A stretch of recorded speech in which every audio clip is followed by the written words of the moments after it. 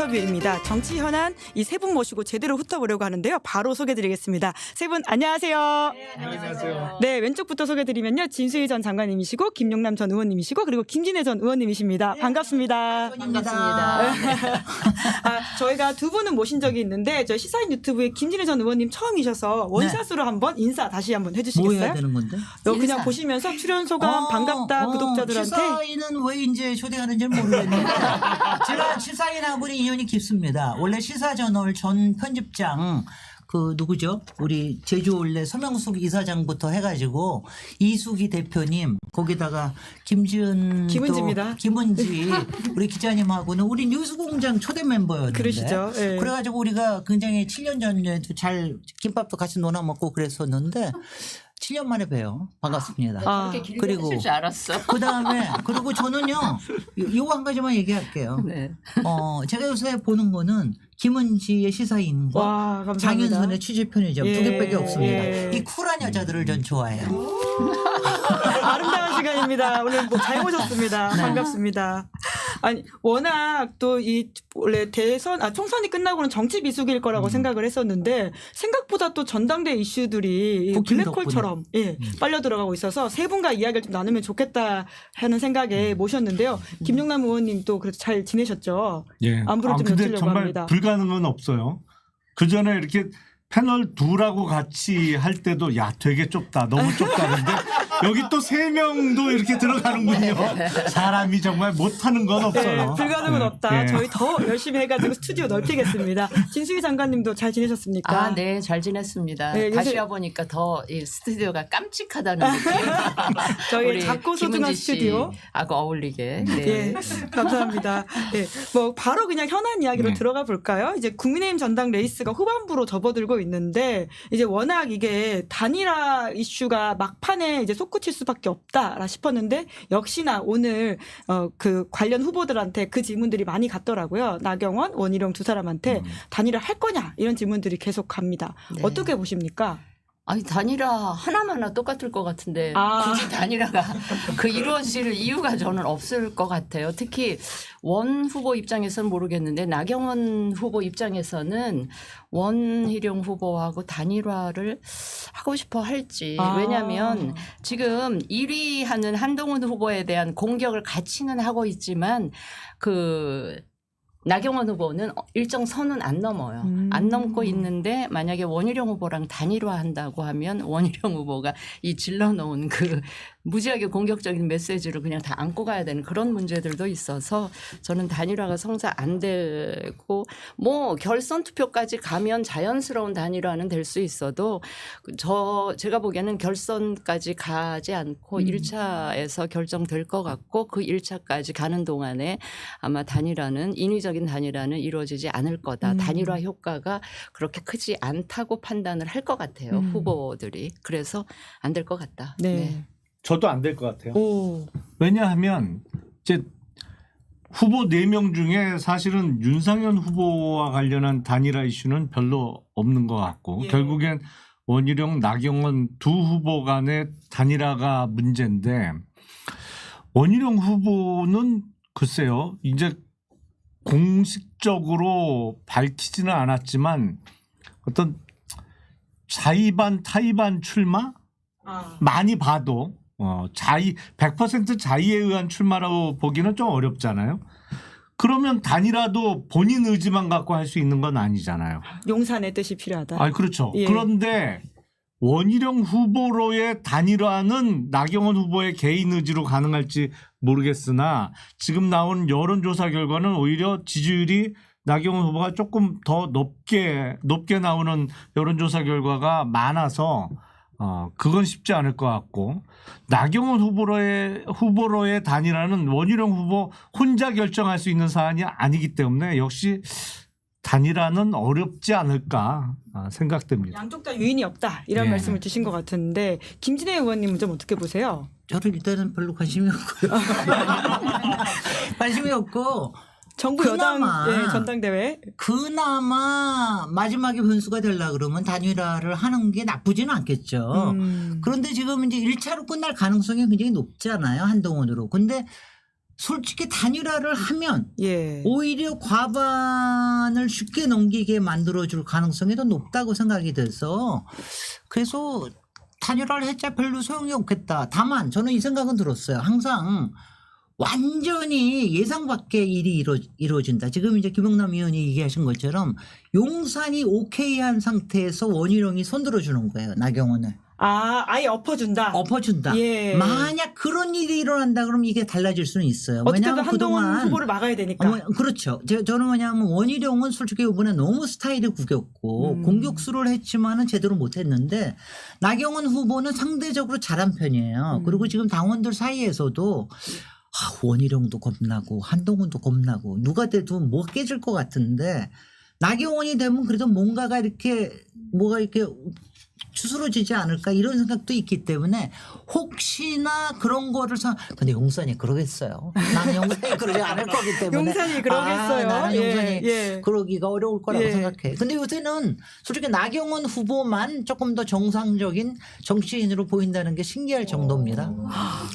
예, 아니 신기해요. 지금 당원들 심리가 그럴 것이다라고 김진애 전 의원님께서는 바깥에서 보는 심정을 바깥에서 알려주신 보는 건데 게. 네. 안에서 보시기엔 좀 어떻습니까? 좀 그 안에 당원들의 심정이라고 하는데. 당원들의 심정은 제가 뭐 직접적으로 이렇게 컨택하면서 느낀 건 아닌데 이제 그 영남 당원들이 굉장히 많잖아요. 예. 물론 이제 비율로 보면 수도권 당원들이 한 거의 영남 당원들하고 엇비슷한 수도권이라는 게 이제 서울, 경기, 인천 다 합친 37, 8% 그 정도가 정도- 수도권 되죠. 영남이 네, 40%. 영남이 한 40%. 그러니까 거의 비슷한데 그 수도권 당원들도 결국은 영남에서 온 출향민들이랑 영남 정서를 가지고 있다. 있는 예, 그런 예. 분들일 가능성이 굉장히 높은데 예. 그 영남 민심에 굉장히 정통한 예. 국민의힘의 이 중진 정치인 말씀을 들어보면 윤석열 대통령에 대해서는 굉장히 많이 실망을 하고 있다는 오. 거예요. 실망을 하고 있지만 그래도 대통령 지지율 조사가 오면 그냥 잘한다라고 응답은 하고 그러나 이제 앞으로 다시 한번 대선에서 정권을 재창출하거나 이걸 위해서는 한동훈 후보를 밀어줄 수밖에 없다라는 그런 심리가 굉장히 많이 예. 퍼져 있어서 결국은 그러니까 이번 당 대표는 어대안의 분위기가 뭐 이 네거티브 관계 없이 그냥 그거로 결론 날 개연성이 매우 크다. 그렇게 보고 있다고 해요. 네. 그러니까 윤 대통령한테 실망한 거는 분명하고 예. 그러나 다음을 위해서는 차기를 하여튼, 투자하자. 하자. 그리고 한동훈 후보가 대표가 된다고 해도 이 윤 대통령이랑 뭐 그렇게 사단이 날 정도로 가지는 않지 않겠느냐라는 어떤 막연한 기대 때문에 일단 그런 심리를 갖고 있다고 하더라고요. 근데 일각에서는 분당대회 아니냐 이런 말이 나올 정도로 이번 선거 끝나고의 그 그림자가 좀 짙을 것이다라고 걱정하시는 분들이 꽤 있더라고요. 근데요, 국민의힘은 제가 겪은 제 경험에 비추어 보면 잘 깨지는 정당은 아니에요. 그래서 이번에도 그 원희룡 후보만 아까 스타일을 구겨가지고 제가 보기에 원희룡 후보는 이제 정치적 미래가 과연 남아 있겠나 싶은 생각이 들 정도로 원희룡 후보는 망가졌지만 나경원 후보는 아까 제가 모두에서도 말씀을 드렸지만 한동훈 후보 공격은 하나 일정한 선은 안 넘고 있어요. 그래서 한동훈 후보가 대표가 되면 또 잘 수습하고 괜찮은 관계를 유지할 것 같고요. 또 용산과 한동훈 대표와의 관계는 한동훈 대표도 이 전대가 최종 목적이 아니고 그다음에 대권을 생각하고 있기 때문에 그렇다면 현직 대통령인 윤석열 대통령이 완전히 망가지면 자신의 미래도 없기 때문에 이제 일정 정도 같이 갈 생각을 하고 있을 거고 그 생각은 윤 대통령도 마찬가지일 거라는 거죠. 지난번 김기현 대표나 그 이전에 이준석 대표의 경우처럼 어떻게 용산의 힘으로 해서 눌러서 뭐 다시 내보내고 이런 거는 이미 이제 힘이 남아 있지도 않거니와 그게 썩 현명한 게 아니었구나 하는 일종의 반성 뭐 이런 것도 있을 거기 때문에 어쨌든 이제 뭐라 그럴까 아주 옛날 같은 같은 관계는 아니더라도 깨지는 쪽으로 이 파국으로 가는 그런 일은 없을 거다. 예. 라는 생각이 들고요. 그렇게 보시는 분들도 많고 네. 그렇더라고요. 근데 김용남 전 의원님도 국민의힘을 경험해 보셨잖아요. 그러니까 국민의힘은 잘 깨지는 정당이 아니다 이런 이야기 해주셨는데 이번에 뭐 거리를 두고 보시고 있는 상황이시긴 하지만 어떠십니까? 아니 전당대회가 끝나고 양측 간에 앙금은 짙게 남겠으나 그렇다고 분당이 되지는 않을 거예요. 왜냐면 갈 데가 없잖아요. 그리고 개혁신당? 아니 그 정도로 과감한 사람이 없어요. 김용남만큼 가까운 사람은 없다. 그러니까 뭐 안 가리고 확 지르고 이런 것도 어느 정도 용기가 필요한데 집권 여당이라는 게 소수당이지만 또 프리미엄이 분명히 있거든요. 그래서 분당으로 가지는 않을 텐데 보면 나중에 이번 전당대회를 통해서 나왔던 게 결국에는 문제가 될 겁니다. 대선 때. 댓글팀 이야기 뭐 건가요? 그렇죠. 왜냐하면 과거를 되돌아보면 2007년 대선을 앞두고 당시 이명박 후보와 박근혜 후보 양측 간이 치열하게 싸웠잖아요. 예. 그리고 이제 당시 이명박 후보가 경선에서 승리하고 대통령이 먼저 됐는데 나중에 결국에는 이명박 전 대통령이나 박근혜 전 대통령 구속될 때 보면 그 구속 사유 중에 대부분이 그때 경선 때 나왔던 얘기가 많이 포함이 돼요. 네거티브했던 내용들이 예. 결국 다 사실로 확인됐다. 지금 민주당의 경우도 마찬가지잖아요. 그렇죠. 그 이재명 후보하고 당시에 이낙연 후보가 막판에 굉장히 대장동 사건 굉장히 많이 아니 집요하게 그때만 해도 뭐 했거든요. 국민의힘 쪽에서 대장동 사건을 어떻게 알아요? 그 내막을 모르거든요. 근데 결국엔 그래서 집안 싸움이 무서운 거죠. 네. 그래도 민주당은 깨끗하게 잘 정리가 됐고요. 아직 뭐 정리 안 정리가 돼요. 됐어요. 재판하고 아니, 있는데. 아니 이낙연 대표가 이낙연 대표는 더 이상 먹을 나가주심으로 솔고는 해서? 없고.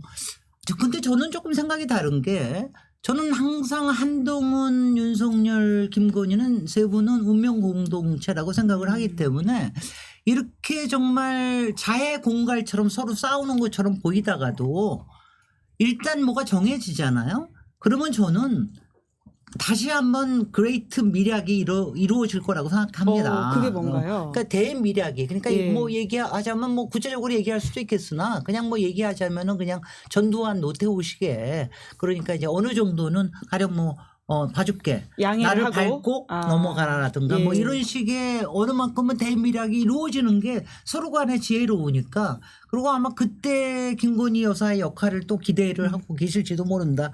그런 생각 들고 그런데 저는 지금 여기에서는 오히려 윤석열 대통령이 용납을 잘 못하실 것 같다는 생각이 들어요. 어떤 왜냐하면은 점을요? 이제 예.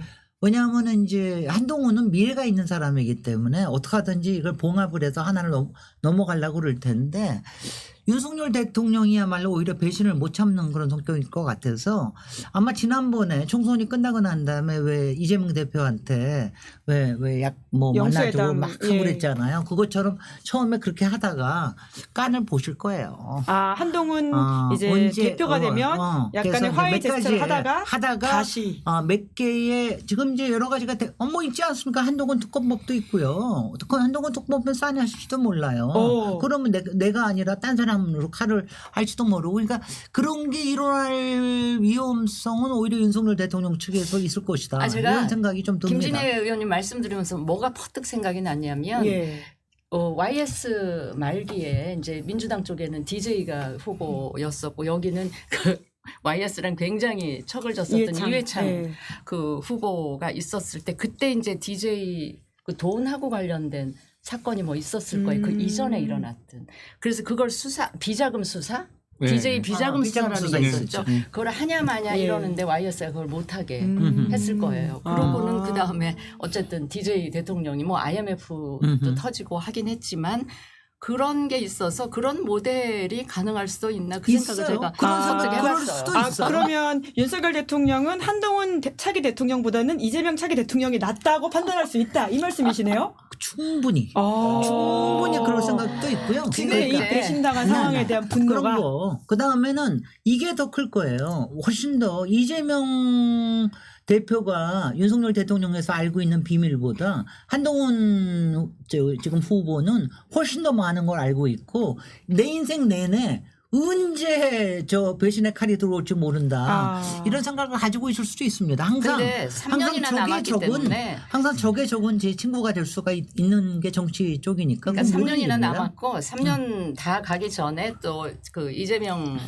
대표의 이 재판이 또 결론이 날 수도 있기 때문에 그거는 그냥 제가 그 생각이 났다 하나의 사례로 말씀을 드리고 그러면 네. 어떤 게 일어날 수 있는 건 다 가능성이니까. 예. 사람 한동훈 사는 사회에서. 특검법을 윤석열 대통령이 만에 하나 사인할 수도 있다는 정치적 상상력을 오늘 이렇게 나왔는데요. 개혁신당은 한동훈 특검법 관련해서는 좀 어떤 입장입니까? 글쎄 뭐 공식적인 입장이 정해진 건 없습니다. 저희가 이제 최상병 특검법은 처음부터 찬성 입장을 적극적으로 밝혔는데 한동훈 특검법은 글쎄 우선순위에서는 좀 밀려야 되지 않을까. 일단 최상병 특검법이 우선이고 그리고 한동훈 특검법은 나중에 가서 논의를 해볼 수는 있겠으나 그거에 대해서 지금 저희가 뭐 적극적인 찬성 입장은 전혀 아닙니다. 조국 대표 개인의 어떤 좀 사감이 많이 작용한 특검법 아닌가라는 생각이 들고 그리고 모든 일에는 우선순위가 있어야 되잖아요. 지금 한동훈 후보가 당대표가 될지는 모르겠습니다만 지금 입장에서는 뭐 공직 타이틀도 아직 없는 상황이기 때문에 최상병 특검법이 우선이죠.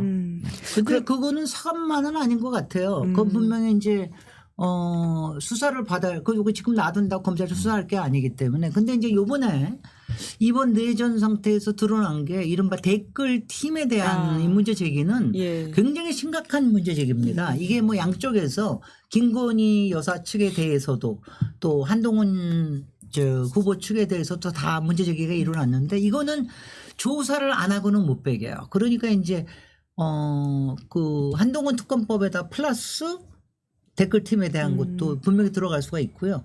마찬가지로 김건희 특검법에도 이거 댓글팀에 대한 게 이게 들어가야 될 겁니다. 그렇지 않고서는 그리고 그게 만약 일어났다가는 지금 대선 중에 일어났던 이런 문제에 대해서는 최근에 이준석 대표도 문제 제기를 하셨잖아요. 그때 왜 대선 때 그 작동했던 그 팀들이 지금 어디 가 있느냐 그 소리를 듣고 본인도 화들짝 놀랐었다고 그랬잖아요. 그러니까 뭔가 수상한 게 있는 건 사실이기 때문에 이거에 대해서는 아마 앞으로 수사가 분명히 필요할 거라고 봅니다. 검사적 본능으로서 과거의 경험의 직을 생각해 보시면 이 사건이 수사가 될 만한 건이라고 보세요? 특히 댓글 관련한 거는 충분히 해볼 수 있겠죠. 왜냐하면 그게 그 국민의힘의 비대위원장으로 정치권에 입문한 이후에 벌어졌던 일이 아니고 현직 법무부 장관일 때 댓글팀을 운영하지 않았느냐라는 게 장해찬 전 최고가 제기한 의혹이잖아요. 근데 그 내용을 보면 뭐 살짝 잼만 날리고 그 다음에 아무것도 없어서 지금은 의혹 수준입니다만 분명히 선거 관련성 있는 내용이 있었던 것 같아요. 뭐 예를 들어서 지역구 말고 비례대표 10번쯤 받아서 전국의 지원 유세를 다니면서 뭐 하는 쪽으로 띄워달라 뭐 이런 메시지가 있었다는 것이잖아요. 그러니까 그거는 어떤 누구보다도 정치적 중립을 지켜야 하는. 근데 사실 뭐 현직 법무부 장관으로 있으면서 당시 한동훈 장관이 중립적인 위치를 지켰다고는 생각이 안 됩니다만 이건 본격적으로 정말 선거 준비를 한 거잖아요. 본인의 정치인으로서의 선거 준비를 했기 때문에 당장 법률 위반의 문제가 나올 수밖에 없죠. 근데 그러니까 저도 살짝 걱정이 되는 게 전대 이후에 보통 이제 이 3대 의혹이라고 원희룡 후보가 제기했잖아요. 그 3대 의혹 가운데 당무 개입이나 사천은 애매해요. 좀 뭐 입증하기도 그렇고. 그런데 이제 이 댓글팀 같은 경우는 이게 혹시 법적으로 문제가 되지 않을까 그런 이제 걱정이 드는데 이걸 보면서 제가 느낀 게 아까 우리 김용남 의원도 말씀을 하셨지만 당내 경선에서 내부 경선에서 제기됐던 이런 문제들이 나중에 큰 선거 대선 본선에 상대당으로 하여금 공격할 수 있는 빌미를 주는 이런 경우가 우리가 왕왕 경험을 했었잖아요. 그런 부분도 좀 걱정이 돼서 이게 전대를 보면서 제가 막 짜증도 나고 걱정도 되고 그런데 전대 이후가 참으로 걱정이 되는 내부 이렇게 뭐라 그럴까 지금 굉장히 거의 분당대회 이렇게 보시는 분들도 있는데 그 내부 수습하는 거 못지않게 우리가 타당으로 하여금 공격할 공격의 빌미가 빌미를, 자꾸 예. 나오지 않나 싶어가지고 그런 점도 전대 이후를 걱정하는 이유 그래서 중에 아는 하나예요. 사람들끼리 싸울 때가 무서운 거예요. 아까 잘 집안 아는 싸움이 사람들끼리 무섭다. 싸울 예. 때가. 아니, 그런데 난 이거는 하나 김영남 의원한테 한번 질문을 드려보고 싶었는데 사실 이제 별로 지금은 문제 제기를 안 하고 있는데 그 한동훈 당시에 비대위원장 되시기 전에 비대위원장 하는 조건으로 하여튼 비례대표를 한 10번쯤 생각하고 있다가 그거를 하여튼 못했잖아요. 못하게 만든 원인이 있을 거 아닙니까? 사실 이거는 용산에서의 개입 아니에요? 그거야말로 당무 개입이라고 보는데 사실 그것도 상당히 문제를 그건 뭐 삼을 수 입증의 있다는 문제죠. 거죠. 결국에 지금 입증의 문제. 김신혜 의원은 너무나 의혹 제기를 하시는 건데 비대위원장 받는 조건으로 뭐 비례 10번 이거는 저는 지금 처음 듣는 얘기예요. 아니 지금 비례 10번쯤 해가지고 그거는 이제 당시에 밖에서 그냥 바깥에서 주변 사람들이 아니 그러니까 그런 거를 작업을 해달라고 했던 거는 본인이 그런 의혹이 상당히 있었다. 비례대표로 나가서 할 만한 그런 의혹이 있었다. 그런데 이제 비대위원장을 받으면서 그 얘기가 없던 얘기가 됐기 때문에 그 사이에 어떤 팩터가 작용을 했느냐. 그건 용산으로부터밖에 없지 않겠습니까? 아니 그러니까 그게 뭐 입증을 모든 하기는 건 다 어렵겠죠. 입증의 문제죠. 예. 그러니까. 예. 수사가 돼야 된다. 자, 하랑님께서 진수희, 김진애, 김용남 세 분 다 비교적 합리적이십니다. 응원합니다. 이렇게 댓글을 달아주셨는데요. 저희가 우리 응원할 거 아무것도 없는데 우리 선거 안 하는데도 안 나가요. 응원하신다고 합니다. 응원은 받으셔야죠. 네. 예, 저희가 이게 30분 전에 국민의힘 전당대회 결선이 가냐 안 가냐라고 투표를 붙였는데요. 지금 한 1,752분이 투표하셨는데 결선 간다가 36%, 안 간다가 64%. 아마 세 분과 좀 비슷한 65%.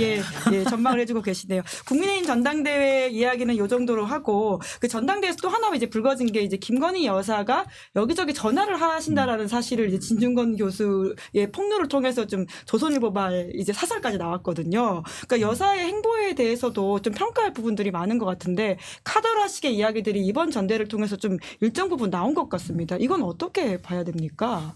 아니 그러니까 사람이 어떻게 쉽게 변해요. 어떻게 변했습니까? 사람 잘 안 바뀌는 거죠.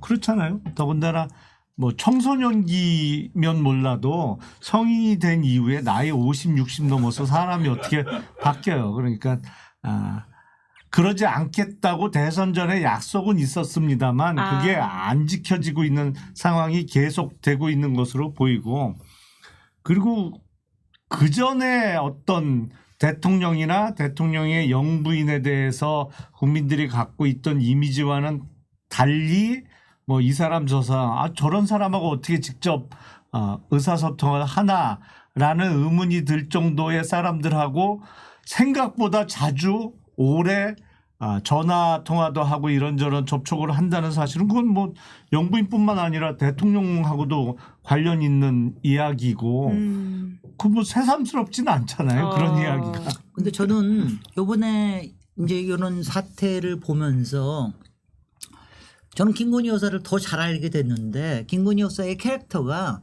기본적으로 어장 관리형이에요.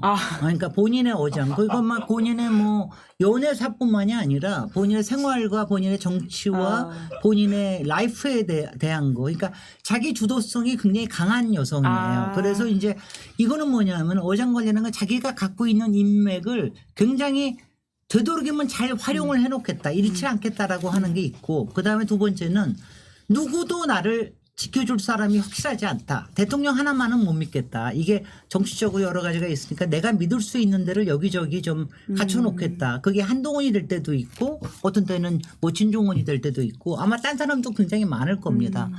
그렇다는 게 그만큼 세상을 신뢰하지 못한다는 거고 그만큼 본인이 이른바 불안하다는 뜻이기도 하죠. 뭐냐면 본인은 그다음 세 번째는 이거를 내가 결정하겠다. 이건 내가 할 거야. 내가 해서 내가 필요한 거를 할 거야라고 하는 주도성이 굉장히 강하다. 이게 있는데 뭐 저기 공인으로서는 그렇게 바람직한 건 아니죠. 특히 영부인이라는 입장에서는 공인이기는 하지만은 사실은 실제로 아무 정치적이나 공적으로 무슨 직함이 있는 게 지위가 있으신 건 아니잖아요. 아니죠. 그러면서 예. 이렇게 하는 거는 굉장히 바람직하지 않고 거기다가 이제 우리가 뭐 여기 오늘 우리 여성이 2명이나 있는데 우리 여성들 이런 거 있잖아요. 이렇게 나대는 거를 정말 우리나라 국민들은 굉장히 싫어합니다. 특히 정치적으로 이렇게 왜냐하면 가령 김진애가 나서서 그렇게 한다 그러면 저 사람은 정치인이고 자기 저기 하니까 이런 건 그냥 진수희 장관님이 하신다 그러면 누가 뭐라고 안 그러지만 아무 저것도 없이 영부인이라는 사람이 이런 식으로 한다라는 거는 한다라면 저거는 문제가 있다. 여성들조차도 싫어한다. 아 그럼요. 거기 여기서 국민들을 또 아니요. 저는 아니요. 그러죠. 그걸 남녀 가르는 게 아니고요. 이게 정치를 하는 사람이면 대중의 정서를 잘 읽어야 돼요. 공적 지위 없는 사람이 어떤 행동하는 사람들이 어떤 나성을 할 싫어한다. 때 굉장히 싫어합니다. 왜 저렇게 꼭 그리고 남녀가 아니더라도 하는 게 왜냐면 진수희 장관님 말씀. 제가 김건희 우리가 다 여사 저기 하는데 입장에서 아니 이런 식으로 하는 보면 거는 기본적으로 공인으로도 부적절하고요. 영부인으로도 부적절하고 하나 인간으로서도 부적절합니다. 이런 식으로 인간을 도구와 도구적으로 이용한다라는 건 굉장히 바람직하지 않은 거예요. 아니 제가 김건희 여사를 그 방어할 입장에 있지도 않고 방어할 의사는 없는데 이제 이럴 수는 있죠.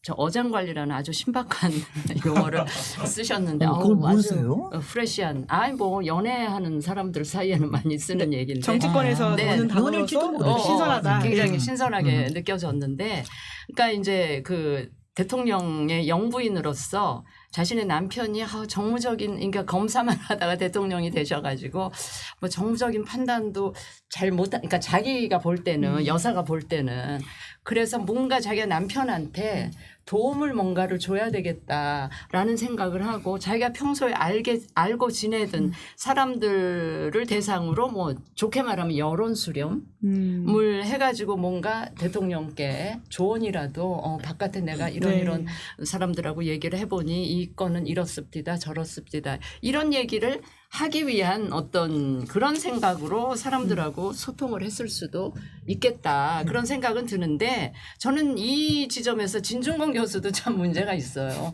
그 대통령 영부인 여사하고 거의 1시간 동안 그 이야기한 내용을 고스란히 또 밖에다가 전달하는 그 진중권 교수의 행태도 저는 좀 비판을 받아 마땅하다. 보통 그 어장 안에 있는 고기들이 되게 바보들이 많습니다. 아니 그런데 이제 최근에 드러난 게 진중경 교수와의 통화이기 때문에 이야기를 하고 있습니다만 우리가 몇 차례 경험을 이미 했잖아요. 그러니까 서울의 소리에 이명수 기자하고 그건 뭐 한두 차례도 아니고 아주 장시간에 걸쳐서 뭐 아주 많은 통화가 있었고 그리고 최재형 목사하고도 뭐 카톡 뭐 하고 실제로 만난 것도 한 번에 그치는 게 아니고요. 근데 그 내용을 우리가 다 봤잖아요. 들었고. 근데 내용은 여론 수렴이라고 보기는 어려워요. 주고받은 대화를 보면 뭐 이명수 기자하고 나눈 통화를 보면 뭐 점까지 봐주잖아요. 거의. 그리고 최재형 목사하고의 그 의사소통의 내용은 주로 이런저런 내용도 있습니다만 주로 이제 언제 와서 뭐 줄 거 주고 받을 거 받는 내용이고 그래서 여론 수렴 활동이라고 보기는 어려운데 이미 사실은 그 영부인의 의사와는 상관없이 나눈 이야기 같은 게 대중에게 공개된 게 있었잖아요. 여러 차례. 그러면 좀 삼가하는 게 정상인의 태도거든요. 정상적으로 내가 이런 의도는 아니고 저 사람하고 전화 통화를 하던 어떤 의사소통을 하더라도 나중에 이게 나를 이용했든 아니면 다른 이유에서든 이렇게 공개가 매번 될 수 있구나. 그런 걸 염두에 두고 좀 삼가하는 게 보통 사람의 태도인데 역시 영부인이사 그러신지 보통 사람은 아닌 것 같아요. 아니 근데 그럼에도 불구하고 57분간 이렇게 계속 통화를 하는 게 진중권 교수하고만 그랬겠어요? 아니 근데 보통 사람이 아니라고 그러는 게 아니라 이거는 굉장히 부적절한 거라고 그 말을 돌려하신 것 같다는 생각이 듭니다. 그 보통 사람은 아니죠. 아니, 그래. 비정상적인 사람인 거죠. 그러니까 이제 저는 그 이번에 문자 소동 왜냐하면 익십을 했건 안 했건 간에 그런 문자 자체를 보낸 것 자체가 부적절한 겁니다. 더군다나 상대는 공인이거든요. 그 전에 어떤 관계가 여당 있었던지 비대위원장. 간에 예, 예. 비대위원장한테 그런 식으로 보고 그리고 예. 또 저는 특히 문자의 내용이 저는 그 보면은 옆에 보좌관이 써준 게 아닌가 싶어요. 몇 번이나 써가지고 다시 고치고 그래가지고 그러니까 일종의 알리바이를 남겨놓는 거 아니냐. 내가 이렇게까지 정성을 들였다, 성의를 들였는데 네. 나중에 이렇게 쓰게 하려고 그렇게 한 게 그걸 약 보름 동안에 걸쳐서 그걸 했는데 그것도 보면은 그러니까 좋게 보면은 굉장히 의지가 투철한 양반이고 나쁘게 보면은 야 저렇게 자기 죄를 딴 사람한테 돌리기 위해서 자기 책임을 다른 사람한테 돌리기 위해서 저렇게 할 수가 있냐 이런 생각이 더 굉장히 부적절한 거죠. 네. 근본적으로 부적절합니다. 네. 민주당 이야기로 넘어가기 전에 요거 하나만 더 여쭤보면 오늘 이제 나온 김건희 여사의 명품백 수수 사건 관련된 변호인 입장이 이게 영부인이어서 이게 정치적 사건이 된 것뿐이다라고 하는 건데요. 김용남 의원님께서 검사 출신이시니까 요 입장 어떻게 보셨는지가 좀 궁금합니다. 영부인이 아닌 다른 공직자의 배우자가 받았다고 하면 어떻게 됐을까요? 일단 압수수색, 아니 뭐 압수수색뿐만 아니라 일단 영장, 그 구속. 청탁금지법 위반에 배우자에 대한 형사처벌 조항이 없는 건 맞아요. 네, 그 이야기를 하고 있는 것 예. 같은데요. 그런데 일단 알선수재 혐의에 대해서 수사는 받지 않았을까요? 그러니까 알선수재라는 거 꼭 공직자의 신분이 없더라도 예. 공직자가 취급하는 일과 관련해서 이렇게 서로 연결해 주거나 그야말로 알선해 주고 그 대가로 뭘 받으면 되는 거거든요. 그러니까 대가성 내지는 알선 행위가 있었느냐 이 부분에 대해서는 그 수사를 받았을 것 같고 그리고 다른 공직자였다면 그 공직자에 대해서 징계 절차는 시작됐을 것 같은데요. 그리고 적어도? 저는 이거를 꼭 붙이고 싶은데 이번에 이렇게 권익위를 통해서 했던 일종의 권력 남용 때문에 이 시대의 공직자의 공직자 윤리에 관한 게 땅에 떨어진 겁니다. 그걸 하는데 영부인이 나선 거예요. 그거 자체에 죄책감을 느껴야지. 그리고 그다음에 이거 말고도 지금 뭐 명품백을 받았는데 그날 오후에 그 유 보좌관이라는 사람, 비서관이라는 사람이 돌려주라는 지시를 받았는데 깜빡하고 그걸 돌려주지 못했다. 이런 변명이 나오고 하는데 그 이야기를 왜 지금 하냐? 아니요. 왜 지금 그 얘기를 아니, 8개월이 아니, 지나서 그 지적이시죠. 예, 예. 8개월이 지나서 지금 한다라고 그 당시에 하는 안 게 하고, 예. 이게 뭐냐 국민들 눈에는요. 야 법적인 처리를 피하기 위해서는 온갖 수단과 이런 걸 다 동원해서 하는구나. 저게 영부인이 과연 할 수 있는 해야 되는 그런 변명인가 이런 거에서 자괴감을 느낀다는 걸 아니, 알아주셔야 정진석 돼요. 비서실장이 지금 보관 중이라고 그랬잖아요. 국회 나와서 답변. 그러면 지금이라도 돌려줄 수 있잖아요. 그 돌려주면 되지. 지금은 왜 최재형 못 목사한테. 돌려줘? 예. 예. 아니 보관 중이라고 예. 했으니 지금이라도 일단 돌려주면 되잖아요. 그것도 근데 거짓말이지. 아마 못 돌려주는 게 그 최재형 목사나 그쪽에서 우리 시리얼 넘버도 갖고 있다고 그랬잖아요. 1년 번호. 네. 그러니까 1년 번호가 그것 때문에 못 돌려주는 거 아닌가 싶은데 보관 중이라면 지금이라도 못 돌려줄 이유는 없죠. 근데 그걸 없앴겠어요, 그러면? 예? 없앴겠어요? 그 가방을? 근데 포장지도 안 뜯었다 뭐 이런 이야기를 하다 보니까 아마 그 부분에 있어서 좀 논쟁 아니 때문에 일설에 의하면은요. 일설에 의하면 네. 여사께서 그렇게 받은 선물을 다른 사람한테 선물로 많이 해주시기도 한다는 그런 얘기를 들었습니다. 근데 그러니까 그 검사 출신이시니까 김용남 의원님께 하나만 더 여쭤보면 이게 받고 돌려주더라도 하더라도 그게 법적 처벌을 피해갈 수 있는 부분인가요? 아니 피합니다. 그런데 일단은 예. 뭐 법률적으로 얘기하면 양형 자료상 양형을 이제 줄수 참작할 있다. 만한 사유가 되는 것이고 예. 지금 최근에 나온 해명입니다만 돌려주라는 지시를 받고 행정관이 깜빡 잊고 못 돌려줬다고 하니 깜빡 잊지 않고 생각난 지금이라도 돌려주란 말이죠. 그런 취지의 말씀이셨다. 아니 그리고 네, 깜빡 까먹을 게 따로 있지.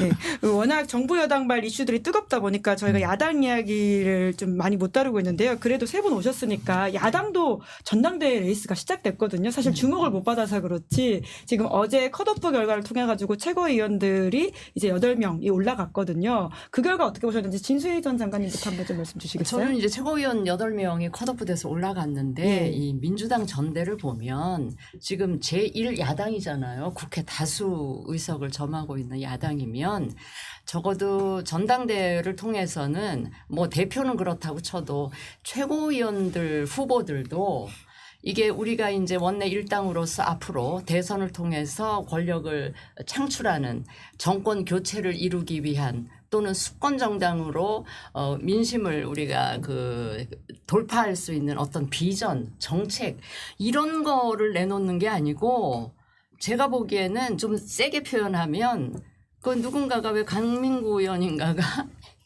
이재명 대표가 민주당의 아버지라 그랬잖아요.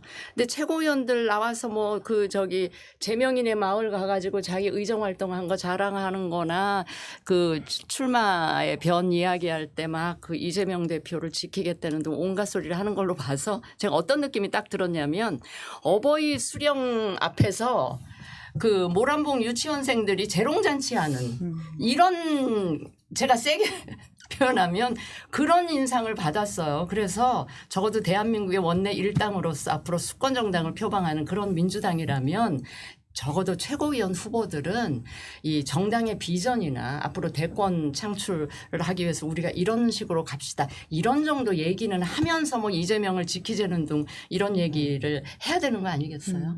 아니 근데 저기 우리 둘이 만나면은요 방송에서 만나면 굉장히 친한 척하다가 친하고 아주 합리적인 척하다가 그 다음에 서로 민주당에 대해서 이렇게 하거나 이재명 대표에도 하면은 이제 그 다음에 좀 얼굴을 붉히고 그럽니다만은 오늘도 좀 그럴 것 같아요. 저는 오늘도 예고를 하시고 아니, 저는 빠지겠습니다. 두 분 해결하세요. 왜냐하면 진수희 위원님이 네. 진수희 위원님이나 아니 왜냐하면 저는 사실은 여당 의원들이나 대부분들이 민주당을 공격을 할 때 지금 공격할 게 별로 없으니까 사실 민주당은 지금 공고하거든요. 리더십 공고하죠. 총선 이겼죠. 지금 탄핵 정국 들어가죠.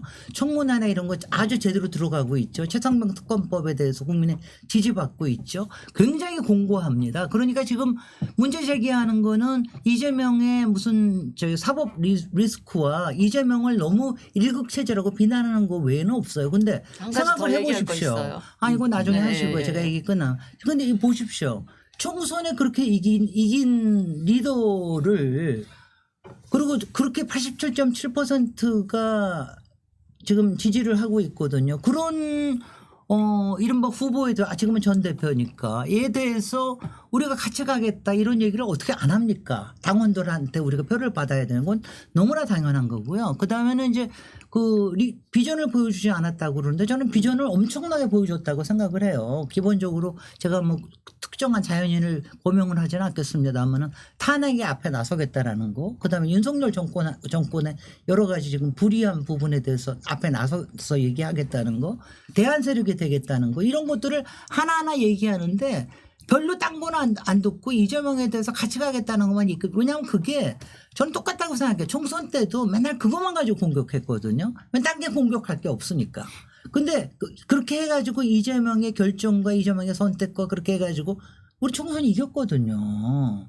야 그런데 그거 가지고 지금 똑같이 또 그렇게 비난과 비판을 하는 거는 아직도 국힘은 정신을 못 차렸다는 얘기입니다. 제가 한 가지 더 민주당이 지금 국회 운영과 관련해서 굉장히 못마땅하게 생각하는 부분은 뭐냐면 저는 그 국회 차원에서 추진하는 여러 가지 어젠다 중에서도 우선순위가 있고 좀 선택과 집중을 하실 필요가 있는데 지금 민주당이 이렇게 하는 걸 보면 과연 최상병 특검법을 관철시킬 의지나 진정성이 충분한지 그거에 대해서 제가 자꾸 의심을 하게 되는 게 지금 다른 탄핵이나 특검이나 이거는 좀 접어두고 여기에 좀 총력을 집중하면서 동시에 지금 국회에서 그걸 재의결권을 가결시키려면 어쨌든 국민의힘의 이탈표 한 8표는 확보가 예. 돼야 되잖아요. 그러면 국민의힘을 상대로 이렇게 막 특검 탄핵 이렇게 몰아붙이는 속도전을 할 게 아니라 최상병 특검에 모든 당력을 집중하면서 국민의힘도 잘 이쪽 안으로 좀 끌어들이면서 속도 조절을 하면서 잘 지혜롭게 가는, 제가 보기엔 이게 아니고 이거 벌려놓고 또 이재명 대표의 기소하고 이런 검사들 탄핵한다 그러잖아요. 아니요. 검사 탄핵한다 여기서 그러고 우리 뭐 뭐 이런 거를 온갖 탄핵 무슨 특검 이런 거를 벌려놓으니까, 아니 제 입장에서는 그래. 저는 개인적으로 최상병 특검법이 빨리 실현이 돼서 제대로 진상조사가 되고 벌 받을 사람 벌 받고 이런 일이 이루어져야 된다고 보거든요. 그게 가장 우선, 지금 대한민국 국회 22대 국회 가장 우선순위에 놓여 있어야 되는데, 제가 민주당 이렇게 국회 운영하는 걸 보면 그게 아닌 것 같다라는 아니 그렇게 생각이 자꾸 생각을 들어서 그러는 하시는 거예요. 이유는 네. 유일하게 검사 4명에 대한 탄핵을 하기 때문에 그렇게 생각을 하신다고 생각을 아니 하는데요. 다른 것도 지금 뭐 아니 다른 것도 뭐 근데 대통령 그건 생각이 탄핵도 다르다고 그렇고. 그러는데 저는 기본적으로 검사의 탄핵은요. 저는 기본적으로 1년에 한 30-40번은 일어나야 된다고 생각. 특히 우리나라 같이 지금 이렇게 문제가 되어 있는 데서는 일상적으로 일어나야 된다고 생각을 해서, 그거는 뭐 그거 가지고 자꾸 이재명 기소하고 얘기하는 거 연결시킬 필요가 없고, 거기에 지금 만약 우리가 지금 들어가면은 얘기할 게 무지무지 많을 때 얘기 안 하겠습니다. 네. 아니 진짜 한마디만 할게요. 빠른데요. 지금 그런데 김용남 의원님 진짜 관심 없습니다. 대통령 맞아요. 탄핵 청문회 한다 그러고 뭐 막 이러잖아요. 그러면 국민의힘 의원들 입장에서는 똘똘 더 뭉쳐서 거기에서 이탈을 할 수가 없는 거예요. 최상병 특검법에 찬성표 던지고 싶어도 못 던지는 쪽으로 자꾸 국민의힘을 몰고 가니까 제가 답답하다는 생각이 든다는 겁니다. 아니요. 저는요. 아마 이 생각은 하시는 것 같아요. 그러니까 지금 탄핵이라고 하는 그 이른바 국민청원, 동의청원이 140만이 넘어서 들어오니까 그거에 관련된 입법 청문회를 하겠다 이 얘기를 하는 건데, 이게 이런 거예요.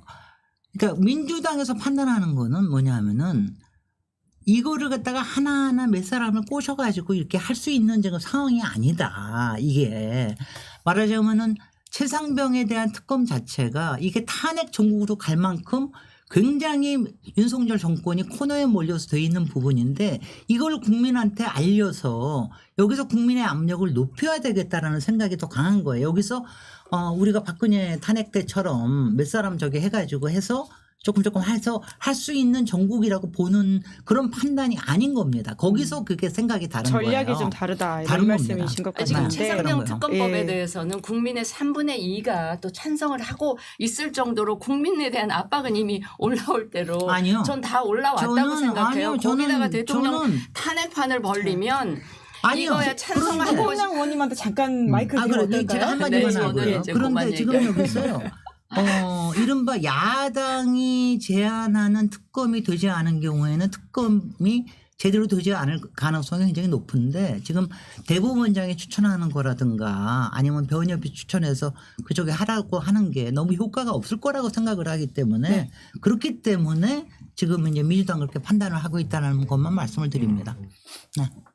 아니 뭐 방법론은 각자 다를 수가 있죠. 근데 민주당의 지금 전략은 조금 계속 논점을 여러 가지로 좀 틀어뜨리고 있는 거 아닌가라는 생각이 들어요. 분명히. 제가 그 얘기예요. 그러니까 그건 뭐 민주당에서는 검찰 개혁 뭐 차원에서 하는지는 모르겠습니다만, 지금 특히 최상병 사망 사건 수사 외압과 관련해서 우리가 주시해서 봐야 될 것은 그 단톡방에서 언급됐던 3부가 과연 뭐냐. 멋쟁 해병 그 네, 방에서 멋쟁 해병 그- 선거 토건 아닌가요? 맞아요. 거의 그렇게 보이죠. 예, 근데 예. 3부 토건으로 해석하고 일련의 사건을 이렇게 쭉 훑어보면 사실은 어떤 사건보다도 국민적 분노가 폭발할 수 있는 지점들이 있을 것으로 보이거든요. 그래서 거기에 집중해야 되지 않나 싶어요. 저는 분명히 그 이종호 대표라는 사람이 삼부토건 주식을 많이 대량 매집했을 것으로 예상이 돼요. 물론 자기 명의의 계좌를 사용하지는 않았겠죠. 다른 차명 계좌나 뭐 이런 거를 많이 썼을 텐데 많이 샀을 거예요. 왜냐하면 그 단톡방에서 3부 얘기가 언급될 때만 해도 삼부토건 주가가 대략 주당 1,000원 정도 했거든요. 근데 그 이틀 후에 우크라이나 젤렌스키 영부인이 방한해서 김건희 여사하고 회담을 하고 또 우리나라 정부에서 우크라이나 지원 계획 발표를 하고 윤석열 대통령이 폴란드 방문했을 때 우크라이나 방문하고 뭐 이런저런 하면서 삼부토건이 또 우크라이나 종전 후에 재건 사업과 관련해서 MOU를 체결했다는 뉴스가 나오고 그러면서 주가가 5,500원까지 올라가요. 그러니까 5배 반이 뛴단 말이죠. 근데 이런 그 주식 일종의 주식 작전이 벌어졌다고도 의심이 충분히 되는데 우리가 주식 작전 아니면 주가 조작 사건은 또 다른 종목과 관련해서 익숙하잖아요.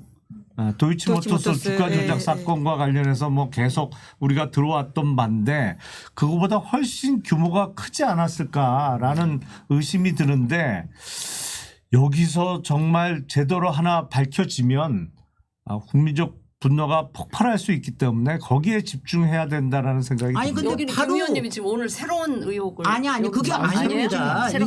이거 지금 지난주부터 계속 얘기 나오는 거고요. 지금 바로 김영남 의원님 작전대로 하고 있는 겁니다. 그러니까 민주당이? 19일 그건 아닌데. 민주당이? 아니 그게 아니라 19일 날 최상병 특검에 대한 걸 아니, 다시 팀을- 한번 얘기를 팀을- 청문을 예, 해요. 예. 26일 날은 도이치모터스 주가 조작과 해요. 이게 지금 뭐에 대한 빌드업이냐 하면은 국정조사가 필요하다는 쪽으로 가는 겁니다. 그러니까 아시다시피 최상병 특검법에 대한 제의는요. 기한이 없어요.